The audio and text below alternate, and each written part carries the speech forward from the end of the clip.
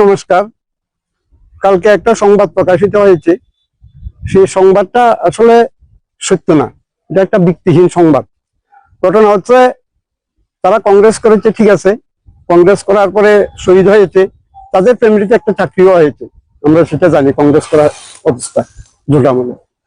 কিন্তু কালকে যে ঘটনাটা ঘটেছে, আমি যতটুকু জানি যে সরকার আসার পরে যে সুপ্রিয় দত্তের নেতৃত্বে যে একটা জোলাইবাড়িতে একটা নেগোসিয়েশন বললেও পারেন বা একটা সমঝোতা কমিটি বললেও চলে, যে আমাদের ছেলেদেরকে কিছু কাজ পাইয়ে দেওয়ার নাম করে কিছু কাজ যখন বের হয় তখন তাদের থেকে 100-200 টাকা করে এন্ট্রি ফিস নিয়ে গিয়েছে তাতে, এবং কিছু কাজ আবার অন্যভাবে অন্যের কাছে বিক্রি করেও তারা টাকা আদায় করেছে।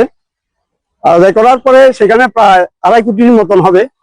এই 2.5 কোটি টাকা এবং যে আমাদের ছেলেপেলেরা যে এন্ট্রি ফিস দিয়েছে এবং বলেছিল যে যখন সিপিএম এর সরকার ছিল, 25 বছরের সিপিএম এর সরকারের সময়ে আমাদের বিজেপির কার্যকর্তার অনেক কেস হয়েছে, অনেক মার খেয়েছে, অনেক খরচা হয়েছে, সেই টাকাটা তাদেরকে দেওয়ার কথা ছিল। এবং যে বিলোনিয়াতে যে কেসগুলি হয়েছে সেই কেসগুলির খরচা দেওয়ার কথা তারা বলেছিল।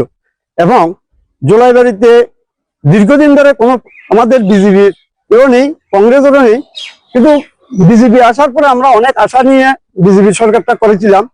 যে সরকার আসার পরে সেই সুপ্রিয় দত্ত বলেছিল, একটা জিনিস লক্ষ্য করা গেছে, আপনারাও দেখেছেন বা আমরাও দেখেছি, আপনাদের পার্টির বেশ কয়েকজন কর্মীর বিরুদ্ধে ওনারা বা ওনার ভাই একটা অভিযোগ করেছে। ওই বিষয়ে কি বলবেন? এই বিষয়ে অভিযোগটা তো সত্য। তারা সরকার আসার পরে আমাদের ছেলেপেলেদেরকে কাজ পাইয়ে দেওয়ার নাম করে 100 টাকা করে এন্ট্রি ফিস নিয়েছে, প্লাস কিছু কাজ যাওয়ার কথা বলে। বিষয়টা বলছি না, যে গতকালকে আমরা লক্ষ্য করেছি বিভিন্ন নিউজ চ্যানেলে বা আপনারাও দেখেছেন, যে দেখা গেছে 2-1 যে এন্ট্রি ফিসটা নিয়েছে আমাদের ছেলেপেলের থেকে, এই টাকার জন্য তারা সেখানে গিয়েছে, তাদের এই টাকাগুলি ফিরে দেওয়ার জন্য। এখানে কোনো আক্রমণের কোনো ব্যাপার নেই, কারণ হলো যে আমাদের ছেলেপেলেরা এমনিতেই অসহায় অবস্থায় আছে, বিভিন্ন কেসের মধ্যে পড়ে আছে, তাহলে এরপরে তারা থেকে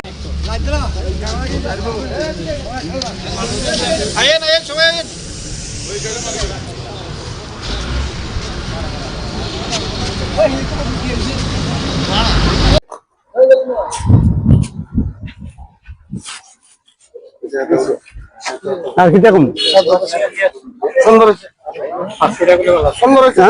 লং তরাই কাচ্চি গানের শস্য তেলে টেস্ট, যে খাবে সেই বলবে লং তরাইবে, লং তরাইবে।